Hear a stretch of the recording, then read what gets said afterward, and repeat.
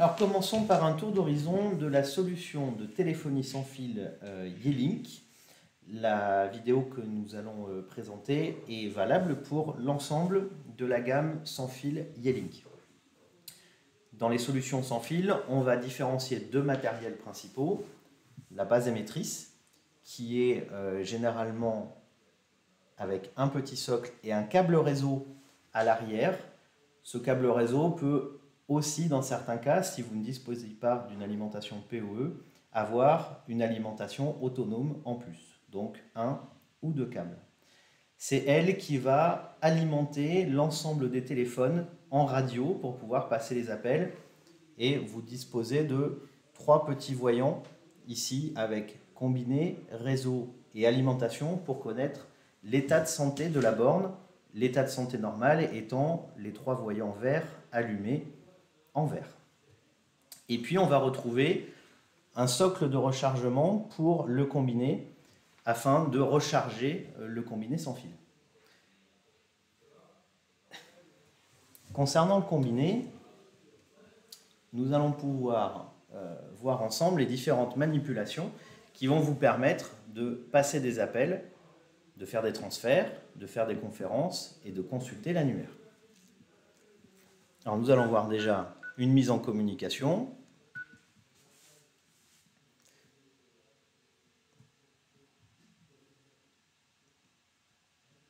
Voilà, quand je passe en communication, le temps commence à défiler en bas et je vais avoir la possibilité de mettre en attente cet appel.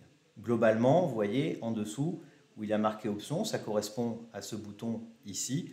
Lorsque je vais appuyer sur ce bouton, je vais retrouver les différentes manipulations, transfert, attente, conférence, annuler, interphonie. Pour mettre en attente, je me positionne donc sur attente et j'appuie sur OK. J'ai un voyant qui va s'afficher pour m'informer que l'appel a été mis en attente et je peux reprendre l'appel tout simplement en appuyant ici au niveau de reprendre, donc sur le bouton à gauche. Et là, j'ai bien repris mon appel. Pour mettre fin à une communication, tout simplement le bouton rouge raccrocher. Concernant les boutons généraux de l'appareil, vous allez pouvoir retrouver le passage en main libre, donc le passage en haut-parleur, le bouton d'enveloppe qui va vous permettre d'accéder à la messagerie vocale, des flèches directionnelles pour vous diriger dans les menus, le pavé numérique pour composer les numéros, une touche TRAN en bas à gauche qui correspond aux actions de transfert, on le verra juste après, la touche microphone pour couper le micro. Et vous pouvez voir que sur l'étoile, vous avez une note de musique barrée, c'est pour couper la sonnerie de votre téléphone, donc il faut le maintenir, appuyer longtemps pour l'enclencher et idem pour le désenclencher. Et sur le dièse, la possibilité de verrouiller le clavier, ça peut être utile notamment si vous avez le combiné dans la poche.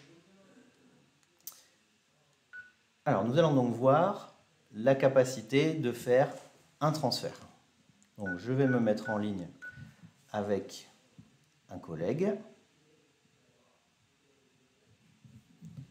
Une fois que la mise en ligne est faite, je vais donc utiliser le bouton TRAN qui est en bas. Et là, deux possibilités. Soit je vais composer directement le numéro de la personne, soit je vais aller chercher dans l'annuaire la personne en question. Pour aller dans l'annuaire, vous voyez, il y a marqué annuaire en bas à droite. Donc je vais appuyer sur le bouton en bas à droite de mon écran, aller sur 3CX Phonebook, valider, chercher mon interlocuteur.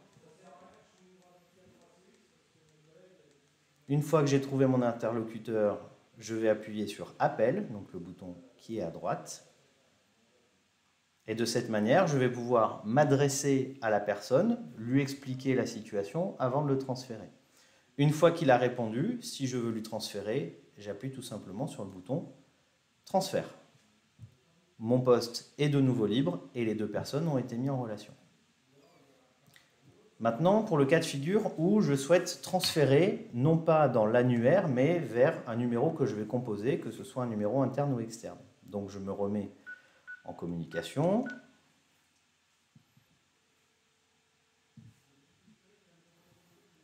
La personne décroche, voilà, je suis passé en communication, je vais de nouveau appuyer sur le bouton TRAN, je vais cette fois-ci composer le numéro, et là, qu'est-ce qui va se passer? Si je ne fais rien, l'appel va se passer et cela va m'ouvrir une deuxième ligne, donc comme tout à l'heure. Et là, je peux transférer l'appel. Si je mets fin à l'appel, je vais reprendre le premier, comme ceci. Et si je veux faire un transfert direct, donc je rappuie sur TRAN, je compose le numéro et cette fois-ci, au lieu d'attendre, j'appuie directement sur transfert. Et là, vous voyez, ma ligne est immédiatement libérée et les deux personnes ont été mises en ligne. Concernant la conférence, on va voir que c'est un petit peu les mêmes manipulations. Donc, je me mets en ligne avec un premier interlocuteur qui va répondre. Une fois que je suis en ligne, j'appuie sur Options et cette fois-ci, je vais aller chercher Conférence. Et là, je peux composer le numéro ou aller chercher dans l'annuaire la personne avec qui je souhaite rentrer en conférence. Je vais saisir le numéro, je vais appuyer sur Conférence et là, dès que la personne va avoir décroché de l'autre côté, je vais pouvoir rentrer, valider la conférence en rappuyant sur le bouton conférence. Voilà. Et là, on voit bien que je suis en conférence à la fois avec le 207 et le 000. Si je raccroche, ça met tout simplement fin à la conférence pour l'ensemble des participants. Pour pouvoir rappeler le dernier numéro, il suffit tout simplement de rappuyer sur le bouton du combiné qui va vous afficher les derniers numéros composés et vous pouvez vous positionner sur l'un ou l'autre des numéros afin de les rappeler. Le téléphone peut vous permettre également d'effectuer ce que l'on appelle des actions de consultation, notamment pour aller chercher votre historique d'appel ou bien l'annuaire d'entreprise. Lorsque vous appuyez sur historique, en bas à gauche, vous allez voir l'ensemble des appels qui ont été passés et vous pouvez vous positionner dessus pour lancer un appel. Pour accéder au répertoire, vous avez tout simplement à appuyer sur la touche inférieure directionnelle, redescendre pour aller sur 3CX Phonebook, vous validez, et là vous pouvez consulter l'annuaire de l'entreprise de manière à passer un appel. Concernant la consultation de la messagerie vocale, vous avez la petite touche enveloppe qui est ici. En appuyant sur cette touche, vous allez directement accéder à la liste des messages et pouvoir les sélectionner pour les appeler. Il vous sera demandé de composer le code PIN de messagerie que vous trouvez dans le mail de bienvenue où vous pouvez vous rapprocher d'un de vos administrateurs si vous ne le retrouvez pas. En termes de maintenance, vous pouvez être amené à effectuer des opérations sur votre téléphone à la demande d'un technicien Encom pour redémarrer votre poste ou redémarrer une base. Sachez que vous pouvez redémarrer la base sans accéder à la base en elle-même, ce qui signifie que depuis le combiné, vous pouvez déclencher des actions de maintenance. Avant toute chose, nous allons voir comment passer le combiné en langue française. Donc pour accéder au menu, vous allez appuyer sur la touche OK au centre de l'appareil. Vous allez déplacer votre curseur sur la partie Réglages, donc la roue crantée, à l'aide des flèches directionnelles. Vous allez valider avec OK. Vous allez descendre sur Langue, Valider, choisir le français et sélectionner et valider. Voilà.